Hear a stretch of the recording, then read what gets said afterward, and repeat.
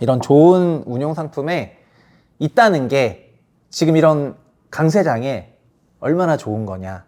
그래서 이런 시대에 코인이나 부동산이나 아니면 뭐 미국 주식이나 지금 강세장이 끝나가는 그런 자산보다는 국내 증시에 잘 대응하시면 좋을 것 같고, 하물며 미국 나스닥조차도 연초비 0% 그렇게 좋지 않은데도 불구하고 액티브 ETF가 15%씩 내고 있으니까 이제 국내 매니저들의 실력을 한번 믿어보시면 좋을 것 같습니다.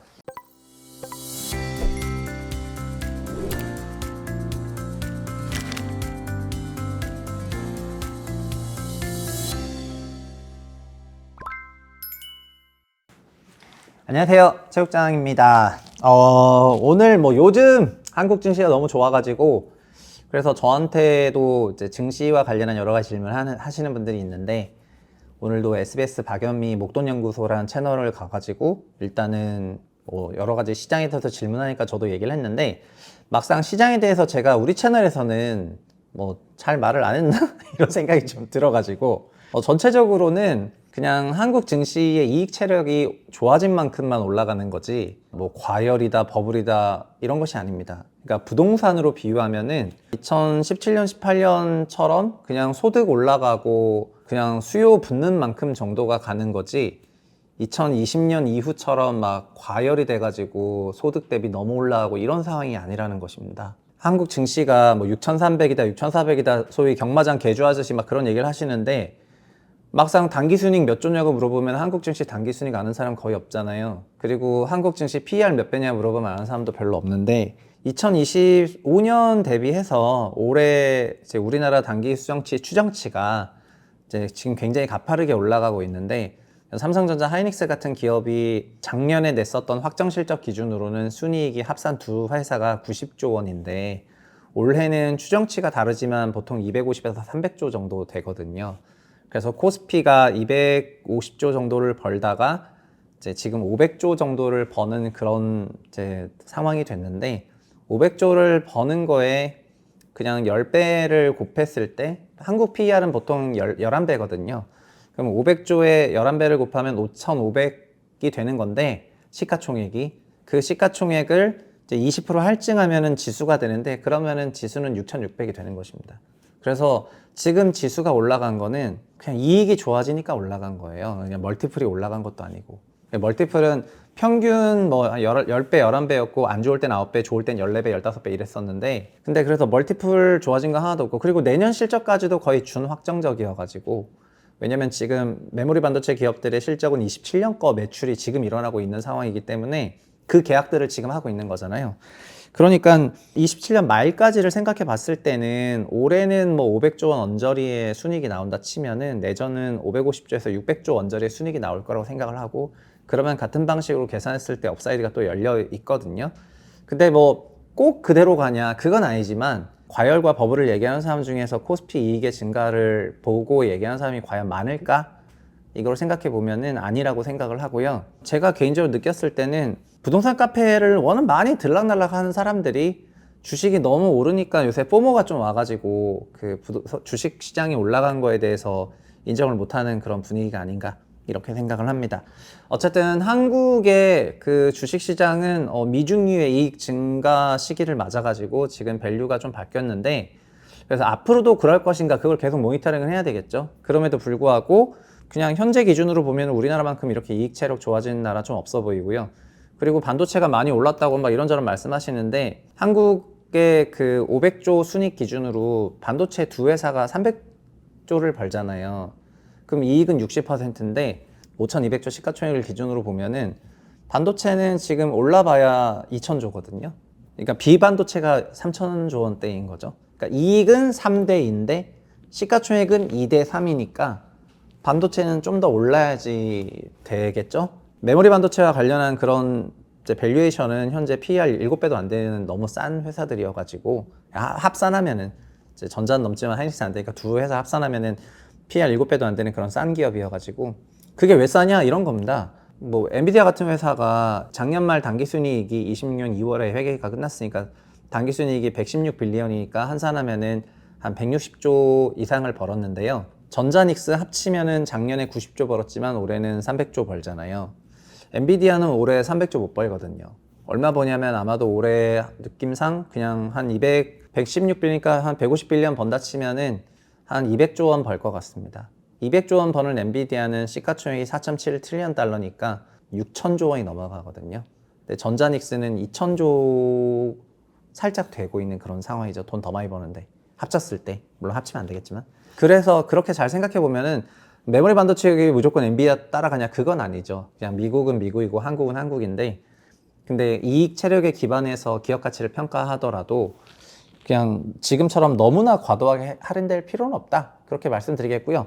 그래서 들어가는데 앞서서 이제 말을 너무 많이 해버렸기 때문에 영상을 이렇게 잘라야 되나 이런 생각이 드는데 어쨌든 국내 증시 좋습니다. 오늘은 한국 메이저들이 미국 메이저들보다 주식 잘한다는 얘기입니다. 미국에 그 3,000개 기업이 있고 그거 이제 나스닥 지수가 있다는 건 다 아실 거고, 나스닥은 1971년 시작을 했습니다. 근데 그 중에서 100개만 추린 게 나스닥 100입니다. 나스닥을 추종하는 패시브 ETF 중에서 제일 유명한 것이 QQQ죠. QQQ는 제가 현직에 있을 땐 진짜 듣보잡이었던 인베스코가 만들었는데 ETF 시대에 맞춰서 발맞춰 상품을 잘 내면서 지금은 이제 너무나 거대한 자산운용사가 되었습니다. 지금은 이제 QQQ 하나에만 이제 400빌리언 가지고 있어요. 뭐 우리로 치면 거의 한 600조 원 가지고 있는 겁니다. 엄청난 겁니다.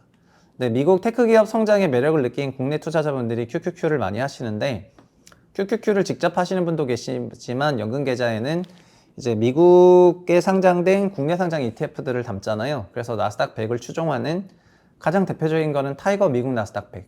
이게 QQQ의 한국판 버전이죠. 타이거 미국 나스닥 100은 지금 얼마 있냐면은 8조 원 정도 있습니다. 이 나스닥 100을 액티브하게 운용하는 거는 타임 미국 나스닥 100.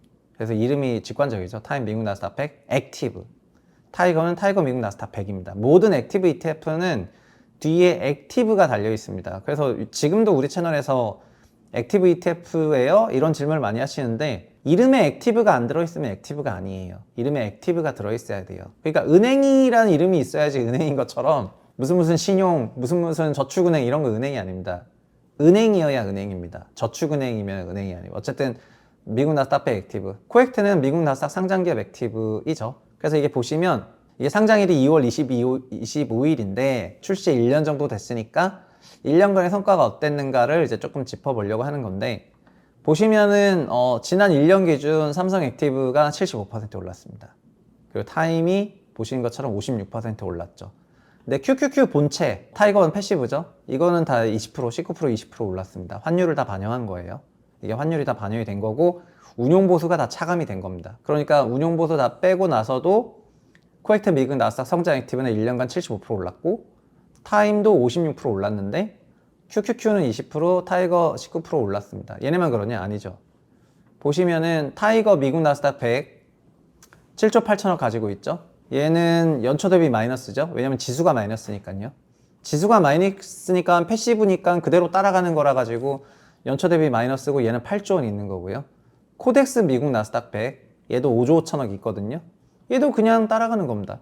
여러분, 타이거 미국 나스닥 100에 주식 운용하는 매니저가 있다고 생각하십니까? 그냥 QQQ하고 같은 상품을 복제해서 만들어가지고 내는 거잖아요. 그 안에서 똥이랑 금을 골라주지도 않습니다. 근데 타이거와 코덱스라는 간판에 이제 여러분들이 대기업에서 하는 ETF니까 하면서 이제 가입을 하시는 거죠. 한투 에이스 미국 나스닥 100 2조 6천억 있습니다. 똑같아요. 마이너스 2.7%. 라이즈 미국 나스닥 100 이게 다 패시브죠. 이제 1조 2천억 있습니다. 그러니까 1, 2, 3, 4등인데 순서대로 외국 기준으로는요. 전체 ETF 시장 코덱스 1등, 타이거 2등입니다. 그래서 에이스랑 라이즈가 매우 경합하고 있고 에이스가 지금 3등으로 올라섰는데, 그리고 원큐 이건 하나잖아요. 하나는 진짜 얼마 되지도 않아. 1,000억 있어요. 1,000억. 근데 보시면은 타임, 그러니까 사람들이 그래도 이 사람들은 정말 대단한 사람들인데, 타임에서 하고 있는 미국 나스닥 100 액티브를 그래도 사신 분은 이게 올해는 9.9% 났는데요. 즉 지수는 마이너스 2.8% 꼬라박고 있는데 액티브는 벌고 있습니다. 액티브는 벌고 있고 이게 한 1조 이상의 그 돈들이 여기 가 있습니다. 근데 이거 패시브에 간 돈들을 잘 생각해 보면요, 8조, 5조 하면 거의 한 20조 가까운 돈들이 그냥 주식을 운용해 주지도 않고 관리해 주지도 않는 그런 상품에 넣어가지고 올해는 썩히고 계신 거예요. 20조라는 돈이요. 자본 효율이라는 개념이 있는데 성장률에는 저는 그 썩히는 돈들이 너무 아깝습니다. 저 개인적으로는. 그냥 국가 전체로 봤을 때. 그리고 코엑트는 1,500억 밖에 안 돼요. 더 안 돼. 너무 작습니다. 그런데 올해 14.5%로 그리고 1년 기준 보면 68%, 50%, 나머지 47%. 뭐 뻔한 거죠? 자, 봐볼까요? 일각에서는 QQQ가 재미없으니까 레버리지를 하겠다고 합니다. TQQQ 3배짜리를 하라는 거예요. QQQ 대신 3배 레버리지를 해야 된다.